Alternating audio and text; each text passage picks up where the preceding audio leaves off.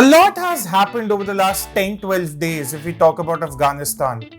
We were celebrating our Independence Day on 15th August just a couple of weeks back. And on the same day, witnessing the economic, social, and political collapse of Afghanistan, a country with which we had started strengthening our diplomatic relationship. Even that country was entering a new phase in their history. We had infrastructure investments, we had assets of all sorts over there. All that comes to a full stop now with Taliban taking over. The Taliban have been there before, from 1994 to 2001. Before 9/11 happened, the Americans came in search of Al Qaeda. Taliban got engaged in that entire war, was defeated. The Americans took over. All that is a very public part of history, very public knowledge. But now the bigger question everyone is asking, especially after last night, the heinous bomb blasts. At one point, people were confused how many blasts were actually there. Some were saying 4, some were saying 5, some were saying even 6, late into the night. The question is, what does the Taliban threat look like when it comes to India? On 15th August, when Taliban took over Kabul, the major last standing city in Afghanistan, people were witnessing with shock, horror, even grief as to what was happening in that country. They were worried about the cause of women, cause of children, the kind of social issues they were going to face now. For a lot of young minds, those who are on Instagram and Twitter and who proclaim that fascism exists in India, this was the first actual tryst with fascism. Because until now, they were made to believe in the mindless corridors of Instagram, as I like to call it, as I have called it in my article, which I'll link it below in the description. The mindless corridors of Instagram had a very confused definition of fascism. But what people witnessed on August 15th and the days following that in Afghanistan was actual fascism inspired by religious fanaticism. That is what the young minds of this generation witnessed for the first time. They were not aware of what had transpired between 1994 and 2001. They had their own reactions to it. Some said we need to get all the Afghan refugees to India. Some said Indians should put boots on the ground. Clearly not factoring that the British at the peak, the Soviets at their peak, and the US at their peak in the last 20 odd years could not achieve anything in Afghanistan, and are back to square one where they started from 9/11 20 years ago. Today we are going to take up the different aspects of this entire problem. How does the Taliban come across as a threat to India? Does it even come across as a threat to India? What are the lessons that we need to draw for them? And the major question is Afghanistan India's problem to solve? That's the one question I really want to address. Now, coming to the first aspect, the bomb blast last night, they were heinous. You could see dead bodies floating in the sewers. You could see people running, people being pushed on barrows, perhaps dead bodies being pushed on those barrow wheels and whatnot.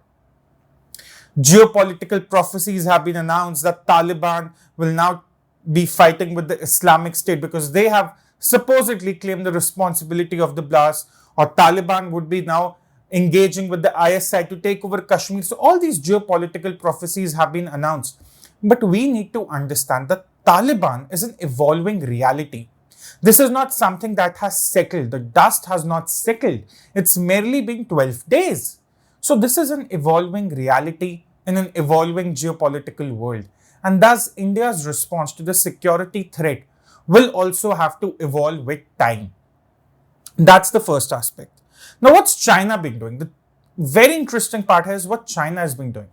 Forget August 15. Even our foreign minister had been seeking meetings with the Taliban a year back. There was news reports about that too. But China has been quoting Taliban very closely for one simple reason. The Afghan, they share a border with the Xinjiang region where the Chinese have suppressed a lot of Uyghurs. The Uyghurs Muslim, there have been concentration camps of all kind. There have been rewritings of the Holy Quran and all those kind of things have been going on. So what does China fear now? China fears the same religious fanaticism entering their territory via Xinjiang, where they've already began a movement of suppression for the Muslims in their country. So what do the Chinese do? Their foreign ministry has been engaging with the Taliban, taking promises that the Afghani land would not be used for any activity that might be harmful for Chinese interests. Even before the August 15 takeover, the complete takeover, the Chinese had been quoting Taliban in their own country and assuring, or rather reassuring themselves that the Talibanis would not go for anti-China interests. So much that even Taliban responded with the same fervor, saying that yes, China was to be a critical part of the reconstruction, of the redevelopment of Afghanistan. Why? Because Afghanistan needs the money right now. They are not only in a political collapse, they are also in economic collapse. They need the dollars, they need the money, they need the infrastructure. They cannot be fighting forever, because if they are in a chaotic state, in a perpetual chaotic state of civil war, someday the Taliban also faces a threat as the government faced right now. So the Chinese would be expected to come down with their swaying money power, probably inculcate Afghanistan as a part of the BRI project. And for China, it would be important too. They are already struggling in Pakistan. The other country they would not want to struggle is Afghanistan. But again, this is also an evolving reality. We don't know how the BRI might turn out to be. Remember all those gigantic news reports about Pakistan becoming the next economic superpower because Chinese had been investing $60 billion into the China-Pakistan economic corridor. So we don't really know what Afghanistan will turn out to be for the Chinese. But for now, the Chinese have been doing two things. They've promised them the money for reconstruction and redevelopment. And two, they've taken those promises that we won't have to see Afghani land or Taliban engaging in any activity that might be harmful to Chinese interests. That's China for you. Now, what's Pakistan been doing? Pakistan has played all the roles when it comes to Taliban. They have been a disciple also. They have been a guardian also. Between 1994 and 2001, when there was a brief period of Taliban rule in Pakistan, the ISI supplied Taliban with a lot of money. Around $30 million in 97-98 itself.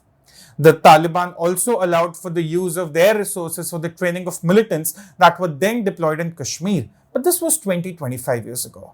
Things have changed now. Though nothing has changed when it comes to Pakistan, the US is waking up to the reality now. There are calls for sanctioning of Pakistan because even today, Taliban has access to the best of Pakistani facilities. If you talk about the Talibani leadership, they have all the nice villas in Islamabad. This is very public knowledge. They have all the access to the healthcare facilities in Pakistan. The US, to their shock, discovered in 2011 in Abbottabad how much Pakistan had been sheltering Al-Qaeda, which was a far more radical offspring of the Taliban, as Taliban would like to think. But Taliban has always found a friend in Pakistan. No wonder you see Pakistan's Prime Minister Imran Khan saying that they've broken the shackles of slavery and things like that. Because Pakistan somewhere would want to engage the Taliban when it comes to the Kashmir issue. This is Pakistan for you. Now, this is what our immediate neighbors are doing, the relevant ones at least. Now, what happens when it comes to India? Now, the one obvious part is the Kashmir problem. The external security threat has not been greater ever since 9/11 for India, ever since the Kargil war, perhaps, as some would like to say. So we have the Kashmir issue over there. That's something that's very obvious. But the bigger concern that I have is the internal security threat. We have to assume somehow that the Taliban would be in the good books of Pakistan and China. That might change tomorrow, but we have to play with what we have right now. China and Pakistan would want to use Taliban or would want to use their ideology to radicalize a lot of potential subjects in India and thus cause an internal security threat. Now, before you call this far-fetched, we've already seen the teaser of it. Remember the speech Mehbooba Mufti, the former CM of J&K, made? She said that the Indians must look at Afghanistan, do not test the patience of us Kashmiris, or we will also revolt against the state as the Talibanis did and the US was forced to drive out of Afghanistan. Now, that is very subtly hinting that she is not going to shy away from taking the help of separatists or ISI or perhaps Taliban even when it comes to causing disturbance in Kashmir. That's the first thing. And this is from an internal security point of view. Because if you go back to some of the other Swarajya Standpoint videos, I have discussed a number of times how youth in the valley are radicalized in the name of religion. And a jihadi takeover, as it's very obvious now, a jihadi takeover in just the neighboring country would serve as a motivation for many.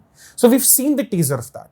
We've also seen, unfortunately, the trailer of that. What happened in West Bengal? Just on May 2nd and the days following, the NHRC report is out. We've discussed that also. I'll link that article also in the description, which you can read about the NHRC findings in West Bengal. Nevertheless, what happened in West Bengal was also somewhere driven by religious ideology. You cannot dismiss it as routine political violence. We just cannot. There was targeted violence. There was violence against the supporters of the BJP, mainly Hindu people, and there was some element of religious communalism to it. Now, can those people be radicalized as the Taliban has or as the ISI has been for years? That is another threat that is waiting to happen. And these are the people who can be radicalized. What about the people who were given the Taliban a free, clean chit because they gave a press conference? Imagine there are people in India who like to call themselves liberals, and I hate to say this, but they call themselves liberals. Supposedly, they're actually backing Taliban because they gave a press conference armed with all the rifles, AK-47s, 56, the expert will tell you the right models, but they were armed with guns. They gave a press conference and the people in India compare them to the Prime Minister who's not given a press conference in their words. Forget the communication the Prime Minister has had, forget the elections he's won, forget the work he's doing. Oh, the Taliban has at least given a press conference. These are the threats. These are the emerging threats because these are the people who will tomorrow give a green light to the radicalization as well. These are threats. We're not trying to frame anyone here, but these are the threats the state has to now start looking at. Now, there is another prophecy as well that some people came up with that, oh, let's hope that the Pakistanis also collapse politically as Afghanistan has. People must be careful what they wish for.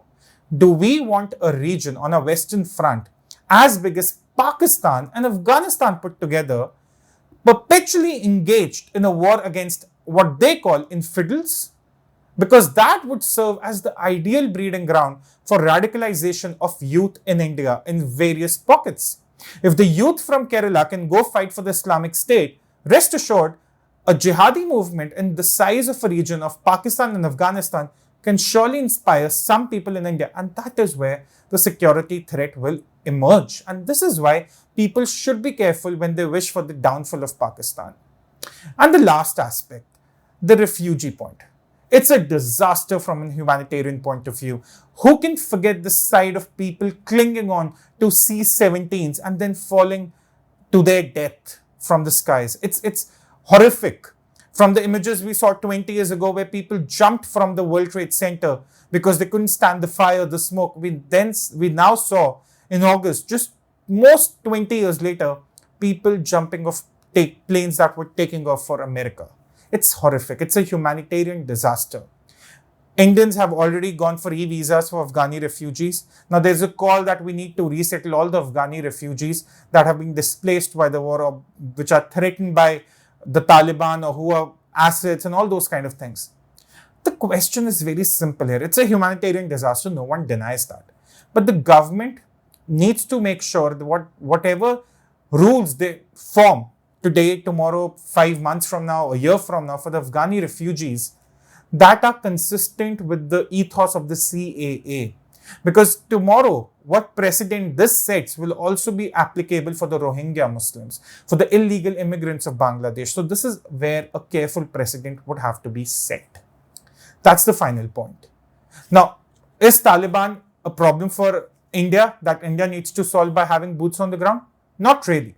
Afghanistan is not India's problem, but the lessons we have to draw from the Talibanese takeover is from the threat that now emerges. This is a very important lesson from India that we need to strengthen our state, internal security, our surveillance. We need to look at the threats that may emerge because radicalization would be the norm now. And this is not something in the short term, 2, 5, 10 years from now.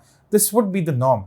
Because if you go back to the history of Taliban between 1994 and 2001, when they had taken over Afghanistan, they were propagating religious fanaticism, as I like to call it. So this will happen again. And this is where the lesson needs to be loud and clear for the Indian government. Strengthen your internal security, strengthen your surveillance for any new threat that emerges. And no, Afghanistan is not our problem to solve, but one lesson that we must draw in this entire geopolitical setup. Thank you.